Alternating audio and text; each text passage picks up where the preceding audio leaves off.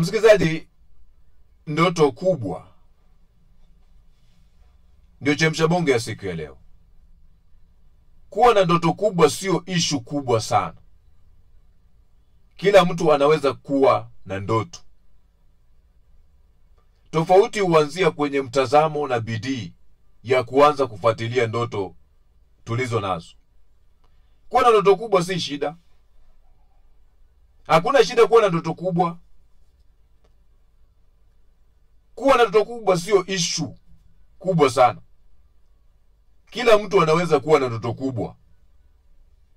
Tofauti huanzia kwenye mtazamo na bidii ya kuanza kufuatilia hizo ndoto tulizo nazo. Na ndio maana nikakutolea mfano asubuhi kwamba nimekuwa maeneo fulani, mtu ana kila kitu ambacho mimi ninaomba nimekuwa on my disposal nikitumie kwa vitu ambavyo ninafikiria Mungu ananiongoza kuvifanya. Kwa sababu nishamuomba Mungu, anashanionyesha picha kwamba utafanya hivi na hivi na vile. Hakuna kila kitu ambacho mimi ningekuwa navyo sahihi. Kuna vitu ambavyo ningekuwa napiga sasa. Lakini bado anaogopa. Bado hajajiamini kutoka ndani kwamba mpaka mwenyewe anasema kumbe inakuanga ngumu namna hii. Inakuanga ngumu namna hii hata kupanga. Kumbe hata kupanga inakuanga ngumu namna hii. Anahitaji ideas kutoka kwangu. Sasa hata nimejaribu kumpatia idea 1 2 3 na nikamuombea. Sikutaka kwenda sana. Why? Hata nikupatia idea zangu utembee nazo, wewe si mimi. Hauwezi kuwa mimi. Wewe ni wewe. Maono ambayo ulikuwa nayo ukifikiria kuanzisha kitu sio maono ambayo mimi niko nayo. Na ndio maana watu wengi hufuata mkumbo. Kwa sababu kuna maeneo fulani, kuna watu ambao hawangekuwa kabisa completely kuwa wanahabari. Lakini kwa sababu opportunities zinajitokeza na enzi ya mwenda zake Mwai Kibaki, rais wa Kenya, akaweka uwanja wazi, walijipata kwenye tasnia ambao hawakuwa wakuwe ndani. Na ndio maana unajua kuna wengine wanaona kwamba kwa sababu watu ni maselebo, watu ile lifestyle inaanza kuwabeba. Wanasema hata mimi ningependa kuwa wewe labda ulitokuwa mwalimu na hata kile kipaji cha ualimu, basi kuwa mwalimu wa dunia. Unajua mimi ni mwalimu, wakati nazungumza hivi mimi ni mwalimu. Nitamani sana kuwa mwalimu. Lakini nikasema bwana, wacha niingie kwenye barabara ambayo Mungu anataka niwe.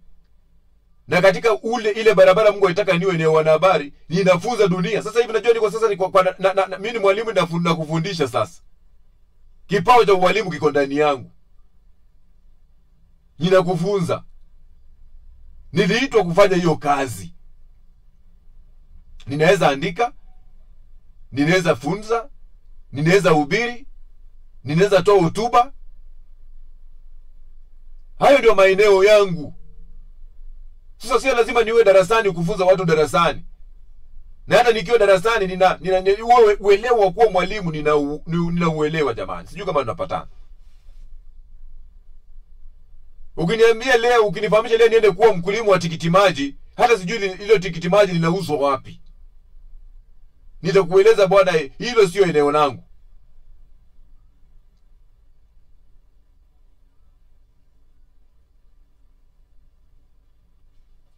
Wacha nitoke huko, sitaki kwenda kwa mambo mengi. Kanuni ya 40 ongeza 40 plus inasema kuwa mtu anayefanya kazi masaa 40 kwa wiki, wastani wa masaa 8 kwa siku. Kanuni ya 40 plus. Na hiyo wakati ambapo naajiriwa kazi, naambia bana, you have to work for 8 hours. You have to work for 8 hours. Accumulatively tulikuwa nafinya vidole kule maeneo ya Royal Media Services RMS. You have to work for 8 hours. So hata kama show yako ni 2 hours ama 3 hours, lazima utafika mapema, ufanye vitu vingine hadi yale masaa 8 yaweze kutimia, kwa sababu una clock out na kwa sababu umefanya show yako haraka unaondoka ya masaa 3, wanaangalia ulitoka saa ngapi. Kwa sababu lazima ukifinya kidole pia utafinya ukitoka.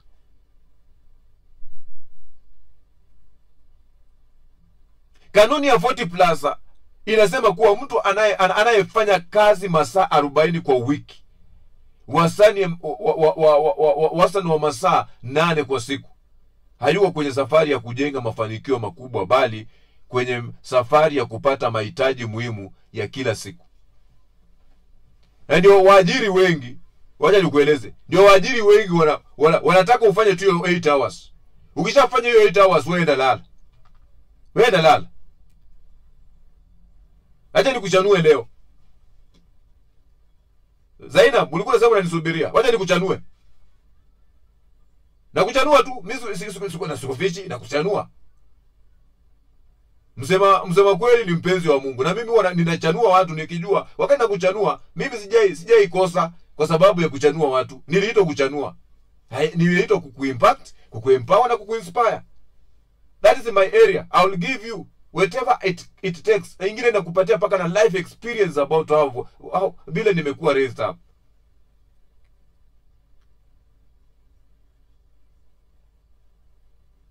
Kanuni za 40 plus inasema kuwa mtu anayefanya kazi masaa 40 kwa wiki, wastani anafanya masaa 8 hours. Huyu mtu hayuko kwenye safari ya kujenga mafanikio makubwa, bali kwenye safari ya kupata mahitaji muhimu ya kila siku. Hiyo tu, bora tu ameshiba. Bora tu ameshiba. Ndio maana watu wengine wakiwa na pesa hata hawezi enda kazi. Sasa shida ndio zinamtoa kwa nyuma kutafuta hiyo pesa. Akiwa na hiyo pesa atajifungia ndani, akule, ashibe, alale kama crocodile imelala kwa mawe.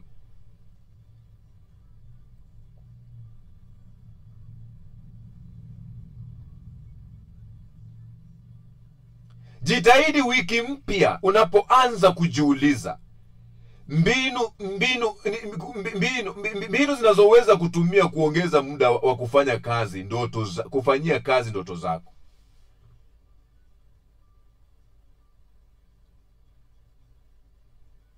Napoanza kampuni nilikuwa nafanya kazi ya kuajiriwa, na mawazo yakawa yamejipa na Mungu ameshukisha ile picha. Nilianza kujiandaa logos kwa mfano logo kuna zile logo zingine zilikuja.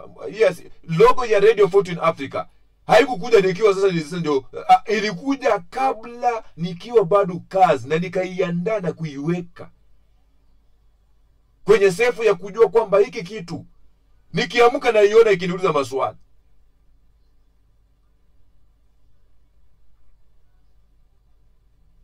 Radio Fortune Africa ilikuja. Hii itakuwa ni story ya siku nyingine.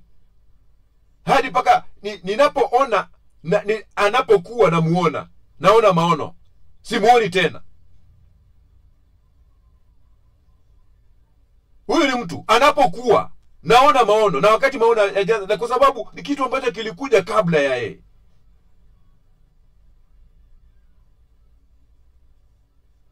Hasa kwa sababu ya kutaka kuishi maono lazima niite ili maono niyaone yakikua. Yaani ulize maswali oh my God. Sorry ya siku nyingine. Kama umeajiriwa, jitahidi upate siku kadhaa ambazo unatoka wakati mzuri kazini mwako na unatumia muda huo kufukuzia ndoto zako. Maanza kuandika makala kwenye website ya kantuna.digital.wordpress.com nikiwa kazini.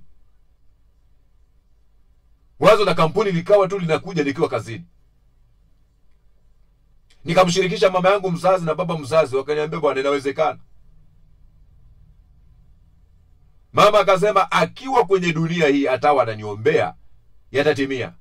Asipokuwa kwenye dunia yatakuwa malaika kuyaona yakifanyika. Bali nitatumia wakati wako kuondoka ulifika, aliondoka. Lakini alisema kwamba itakuja timia. We are here. We are moving on. Kama umeajiriwa, jitahidi upate siku kadhaa ambazo utatoka wakati mzuri kazini kwako na kutumia muda huo kufukuzia ndoto zako.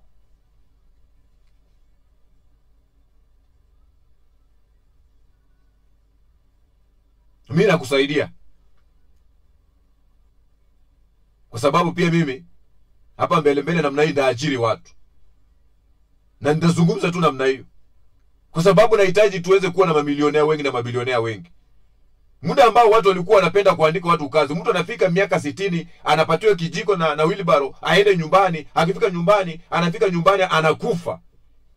Kwa miaka ya kwanza ya pili, miaka 2 ya mtu akiwa kwenye hata hajapata mafao yake anakufa, kwa sababu watu wanakataa kupatia watu elimu ya kuweza kujitoa kwenye jambazi ambaye ni umaskini. Huyu jambazi anapiga sana.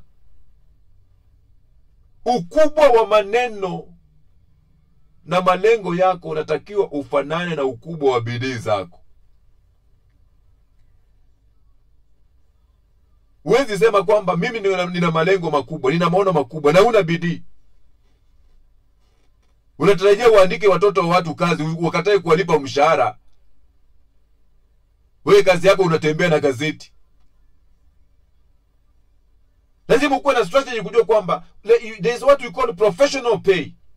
I was talking to someone yesterday, anasema watu wakiwa maajiriwa nimewaandika kazi, na waeleza hiyo show yako inaingiza nini. Of which is a business entity, it's good to have that. But in the first few months of any business, you have to know that there is a professional pay you have to pay someone. Kwa sababu amekuja kukufanyia kazi. Sasa unasema atajilipa, akiingiza ndiye atajilipa. How can someone anaweza jilipa wakati ambaye sasa kama yeye kwa mfano yeye ni mwanahabari. Yes, sales and can you invest in sales and marketing? You just invest in sales and marketing. Hii mambo ingine ya production ikae, tafuta biashara kwa, andika watu wa biashara watafute biashara. Sio kwamba sasa utaandika watu kazi, waende wakutafutie biashara, wakuundie program, wakufanyie kile kitu, alafu tena watafute biashara hiyo program, wasipotafute biashara hakuna kuwalipa. Where is the professional pay ya huyo mtu? Kwa sababu anahitaji kulipa nyumba, anahitaji kuvaa vizuri, anahitaji hata kuenda kutafuta hiyo biashara, atapanda gari, atakula lunch, atapiga simu hapa na pale. It's not a walk in the park. So lazima kama mwajiri uko unajua miezi kama 5 ya kwanza, miezi 6 ya kwanza, ninahitaji wafanyakazi wawili. Ninawalipa mshahara huo ambao tumekubaliana, na nitawalipa kwa wakati unaofaa. Alafu kutokea pale utaanza kuwapanga kwamba sasa unajua hii program sasa ukianza tu kusema siku ya kwanza wakiingia watafute biashara, watajilipa kutokana na biashara. There is a commission. Mtu akileta biashara anapatiwa 10% yake. Lakini kuna professional pay ya mtu, lazima unajua tu huyu ni mfanyakazi, anafaa kulipwa. Watu wanatumia watoto wa watu vibaya. Ndio maana wakati fulani mimi sikulipwa, wakati fulani nikiwa Bungoma, ilinipatia funzo kujua kwamba nikiajiri mtu lazima nimlipe. Na hiyo sio tafadhali. Yobo basi usitaji mfanyakazi, basi nisiajiri. Nifanye hiyo kazi mwenyewe.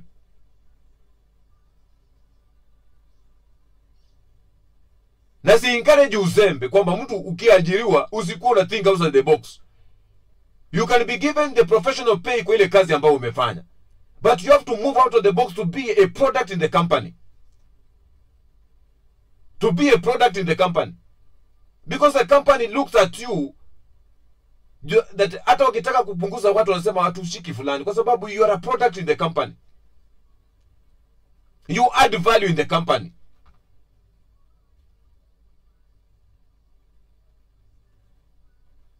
Watu walio Marekani wanaelewa ninachozungumza. Watu wanafanya kazi 3 4, anatoka hapa anaenda pale. Kwa sababu maisha ya Marekani sio maisha ndogo. Ni expense. Watu walio Marekani, unaona tu anasema mtu anaingia sema ameshuka kutoka kwa pipa, ameshuka kutoka Marekani. Unamwangalia unaadimaya sana kwenda Marekani. Wewe fika Marekani. Ingia Marekani ukajue. Mtu ameenda kufanya kazi ofisi, ameenda kuosha magari, ametoa matakataka, nini, wengine wanaosha wamama wazee, wengine wanaosha maiti, na pesa haijui. Wanalala masaa machache sana. Hawana marafiki. That's why we find that people in America and this the European countries they wako na depression because hawana social life. Msongo wa mawazo unawashika.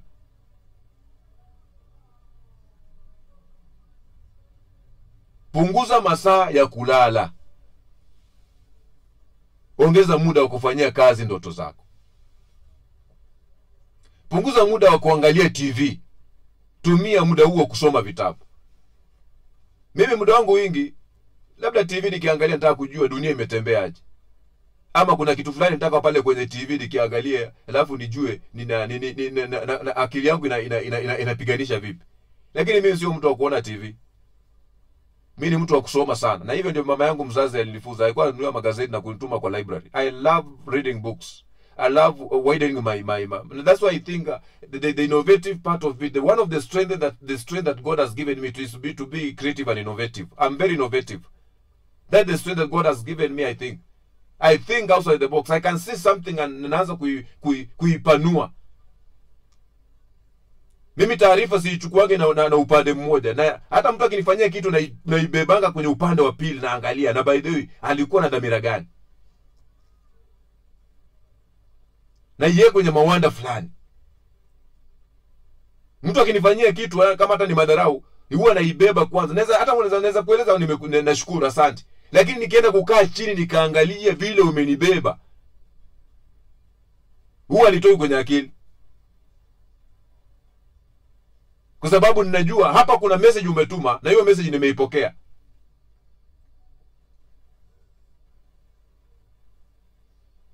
Very sensitive. Siangalii maneno, naangalia vitendo.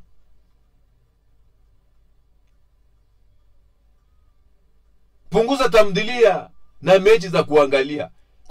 Kuna mariwaya huwezi angalia, masoap opera zingine huwezi angalia. Yaani ni time unaingia kulala. Kuna time, yani kuna vitu ambavyo inabidi hata usipoteze time yako. Kuna mechi ambazo huwezi angalia.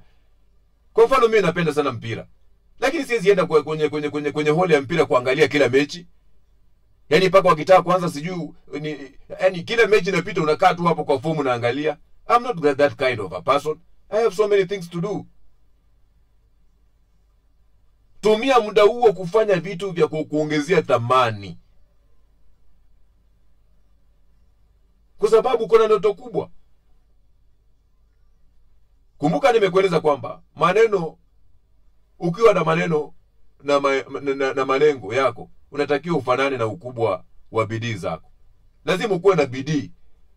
Uko na ukubwa wa maneno na malengo. Una malengo makubwa. Wala unataka kuona bidii. Hiyo bidii yenye uko nayo inafanana na hiyo malengo. Sasa mimi niingie kwa mfano kazi Jumatatu alafu nisiingie Jumanne. Nikuje Jumatano, Jumatano nimekuja nimechoka akili, saa 5 mchana, saa 6, ya. Alafu tena hiyo siku nyingine nikuje saa 11 jioni. Ya, sasa niko na malengo makubwa, ya. Niko na malengo makubwa, lakini kwa sababu nafukuzia kwanza ndengu ya muhindi, wacha nifukuzie ndengu ya muhindi kwa sababu there is a price you have to pay if you have a big dream. Kuna gharama utalipia. Kuna vitu utavikataa na vinafaa kuingizie pesa. Kuna vitu ambavyo utavikataa tu. Ukimwomba Mungu nisaidie. Kuna grace fulani Mungu anaangalia watu, by the way. Kuna grace. Lakini iwapo ulianza kitu kwa sababu wengine wameanza, kitakusumbua akili sana. Especially maybe you want to start a company and you want to go into this vision, and the first day that you think that you can employ people's children, then they come and build your company and you are not ready to pay them. It's a very, very dangerous foot to begin with. Ni mahali ambapo unaanzia mguu pale pabaya. Yaani badala ya kuwaandika hao waje kufanyia kazi na unasema wajilipe, andika marketers. Andika watu sales, watu wa kutokufia biashara. Uza bila hao watu. Pesa ishaingia, walete watu. Niwaambie hapa ni kufanya kazi. Nataka nione your value for payment. You are paying them and you want to see the value. You are paying someone's child and you want to see the value. That's how it works. There are people who have approached me, they want to come here no. Wait.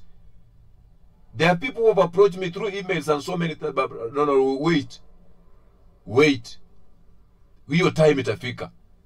Nikijua mtu anakuja kama ni attachment akiondoka. Sio tena animkalisha hapo hadi aanze ameoga paka akauke, anatafuta mafuta ya kujipaka hakuna, akikuangalia wewe hata umfikiri na anafanya kazi.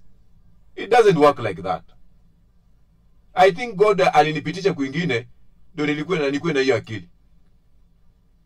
Hii sasa si akili ati ni akili ya kuona, ya maisha. Ya akili ya maisha. Shule ya maisha. Kama huko tayari kulipa mtoto wa mtu, usimwandike. Na hiyo ndio chemsha bongo.